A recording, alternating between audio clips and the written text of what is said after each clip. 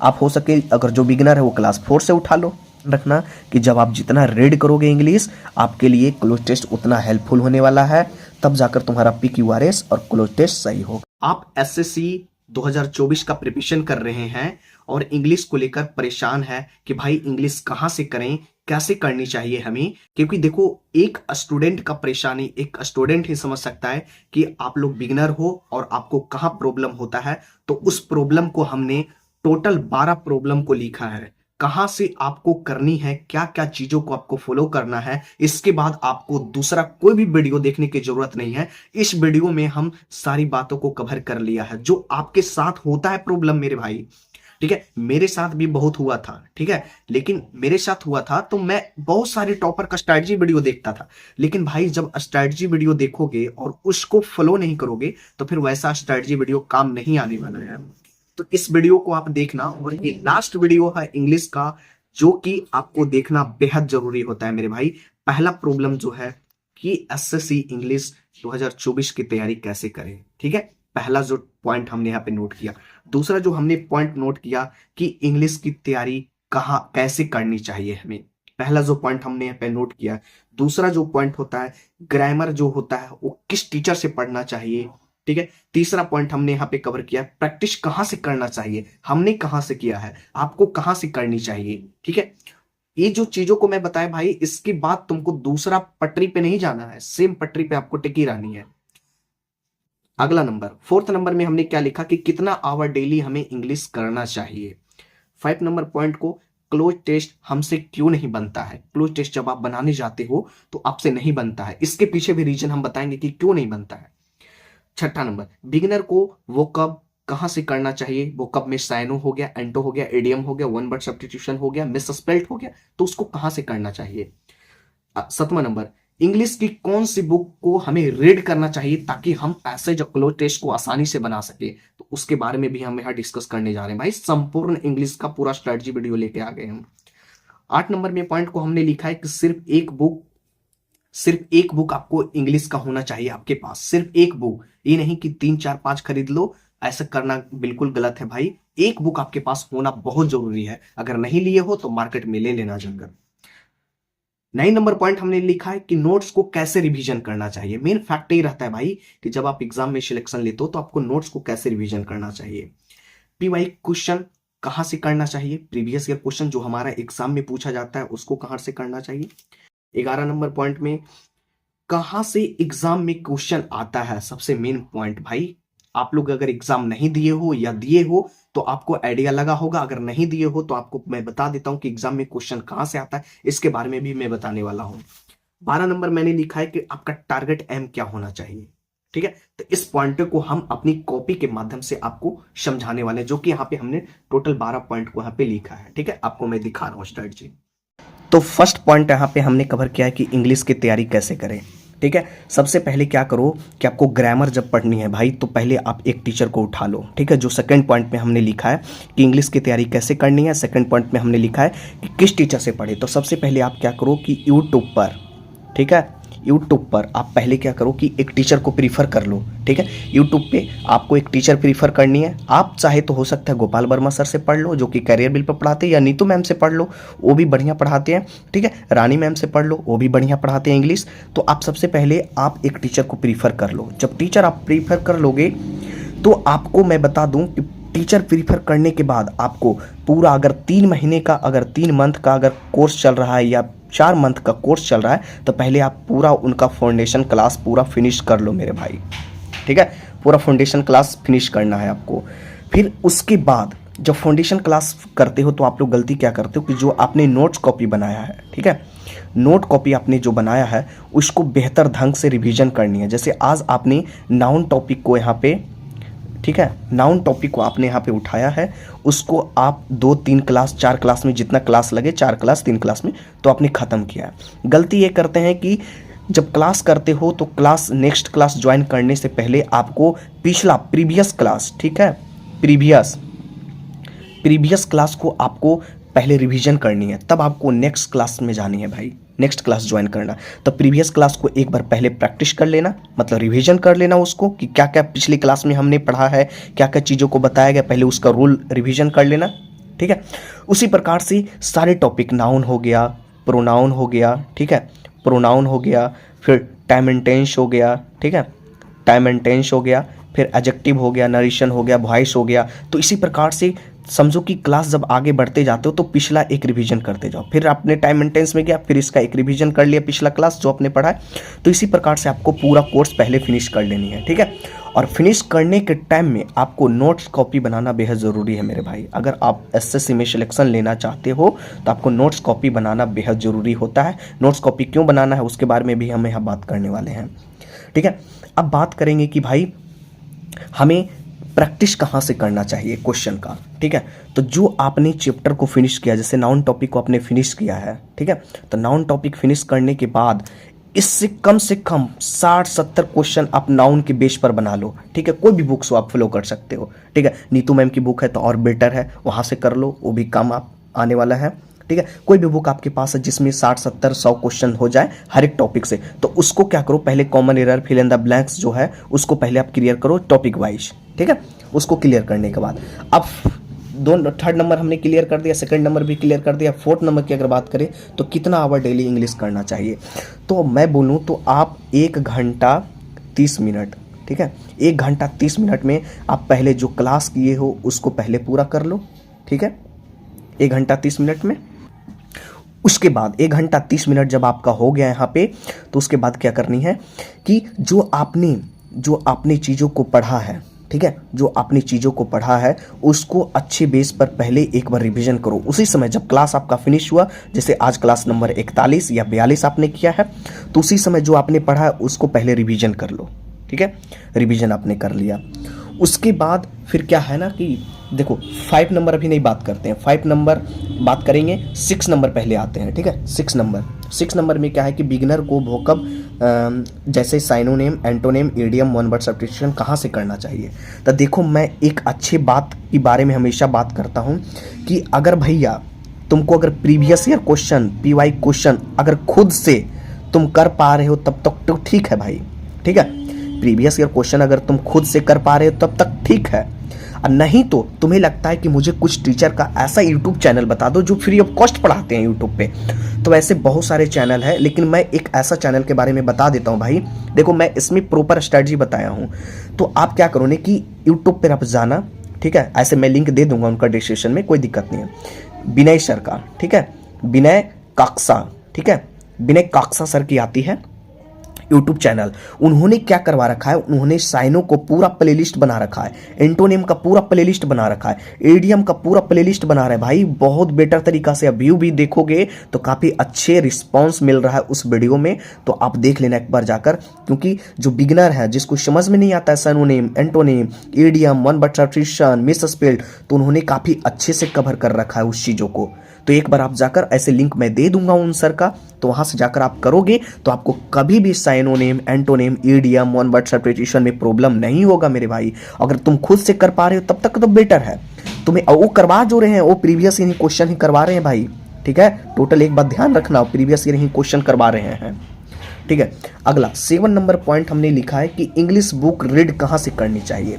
तो इसकी बात करें तो इंग्लिश बुक आपको रीड करना है एनसीईआरटी की ले लो, ठीक है, एनसीईआरटी की ले लो आप एक बुक, ठीक है। एनसीईआरटी की क्लास 6 का उठा लो, ठीक है, क्लास 6 का या क्लास 5 का आप उठा लो, ठीक है।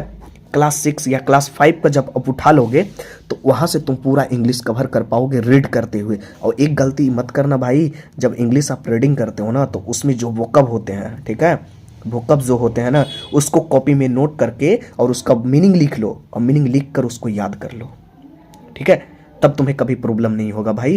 वो क्यों होगा मैं बता रहा हूं कि क्यों होगा। मैंने 5 नंबर पॉइंट को क्यों छोड़ा है, इसीलिए मैं छोड़ रहा हूं कि जब आप रीड करोगे और रीडिंग से जो तुम्हारी वोकब मिलेगा, तुम अंडरस्टैंडिंग उसको क्वेश्चन को समझ पाओगे, तुमको पैसेज में हेल्प मिलेगा, तुमको क्लर टेस्ट में हेल्प मिलेगा, ठीक है। तो आपको वोकब नोट करना है। 8 नंबर में हमने जो बात की यहाँ पे कि सिर्फ एक किताब, इंग्लिश की सिर्फ एक किताब, जो कौन है, नीतू मैम की, नीतू मैम की वॉल्यूम 1 बुक ले लो, ठीक है। ये लेने से क्या होगा कि तुम जो भी टीचर से पढ़े हो इंग्लिश, ठीक है, उन जब किताब इनको देखोगे ना तो आपको क्या होगा ना कि रिवीजन करने में काम आएगा मेरे भाई, ठीक है। एक तो आपकी नोट्स होगी जो आपने नोट कॉपी तैयार किया, और दूसरा जो नीतू मैम की है, जो नीतू मैम की किताब आती है वॉल्यूम 1, उसको तुम भाई डेली बेस पर प्रत्येक दिन एक चैप्टर पढ़ो। ठीक है, रीड करो, उसका रोल समझने की कोशिश करो कि क्या क्या चीज़ों को उन्होंने बता रखा है, दे रखा है, बस यही करना है भाई। और अगला नंबर हमने लिखा है 9 नंबर में कि नोट्स को रिवीजन कैसे करना चाहिए। ठीक है, नोट्स को रिवीजन कैसे करना चाहिए। तो जो आपने चैप्टर पढ़ रखा है, ठीक है, प्रत्येक दिन मैं तो बोलूँगा कि भैया मॉर्निंग में, ठीक है, मॉर्निंग में आप सुबह 4 बजे उठो। ठीक है, मॉर्निंग में आप सुबह 4 बजे उठो मेरे भाई, क्योंकि आपके पास समय बहुत कम है मेरे भाई। अगर सुबह 4 बजे उठोगे तो आप सब्जेक्ट को मेंटेनेंस कर पाओगे। ठीक है, सुबह 4 बजे जब उठ जाओगे आप, तो मॉर्निंग के समय में जो आपने चैप्टर पढ़ा है, जैसे आपने नाउन चैप्टर को आज फिनिश किया है, तो उसका पहले एक बार रिवीजन कर लो पूरी बेस पर। ठीक है, फिर जब आप अगले दिन मॉर्निंग उठो, फिर प्रोनाउन का एक दिन में कवर कर लो। फिर जब अगले दिन आप उठो सुबह 4 बजे, फिर उसके बाद एडजेक्टिव का, उसी प्रकार से एडवर्ब, प्रीपोजिशन, नरेशन, वॉइस, ठीक है, आर्टिकल, क्वेश्चन टैग, इसी प्रकार से करते चलो। ठीक है, सुबह 4 बजे उठकर प्रत्येक दिन एक एक चैप्टर। तो इसी को मैंने लिखा है कि नोट्स को रिवीजन कैसे करना है।